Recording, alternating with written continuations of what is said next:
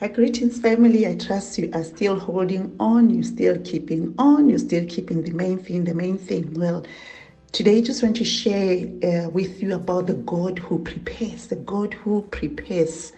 You know, in life, you can have people who are opposing you. You can have, you've got the devil as your greatest enemy. But you know what?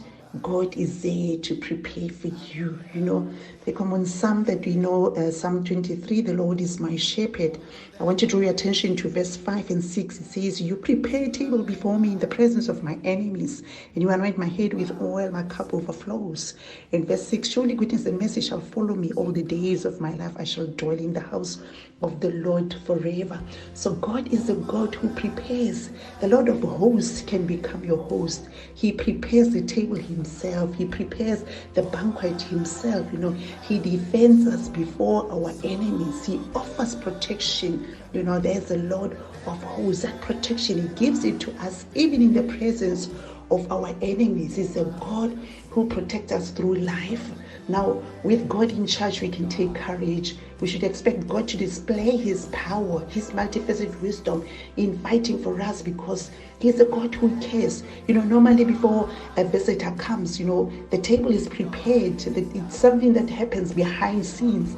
And therefore, God is working behind scenes. God is preparing a table, you know, so that when you come, he prepares a table before you in the presence of your enemies. You know, when you come, he does it.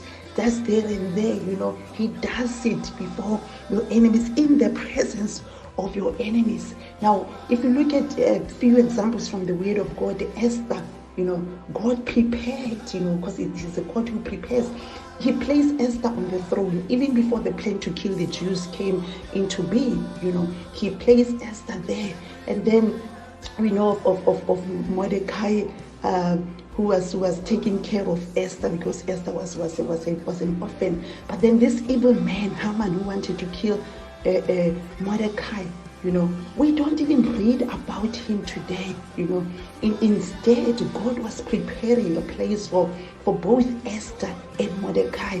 And we don't read about Haman. We don't read about Haman's cousin. But then we read about Mordecai's cousin. We read about Esther. Today we have the book of Esther. Why? Because God prepares. God is a God who prepares. He prepares the table himself. He prepares the banquet himself.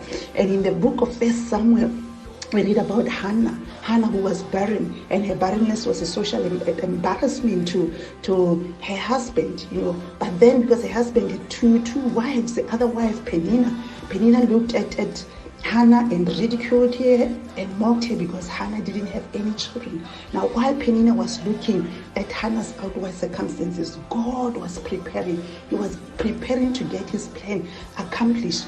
And we know the story. Hannah prayed, and we get she got Samuel, and Samuel, the first prophet of Israel. And today we read about Samuel, but we don't read about Penina's kids. We have the first book of Samuel and the second book of Samuel. Why? Because God is the God who prepares. God is the God who prepares himself. And in the presence of your enemies, in the presence of Penina, God gave Samuel to Hannah, and Samuel was the first prophet of Israel, and we read about him today. And again in 1 Samuel chapter 17, God prepared David in the wilderness even before Goliath presented himself before God's people.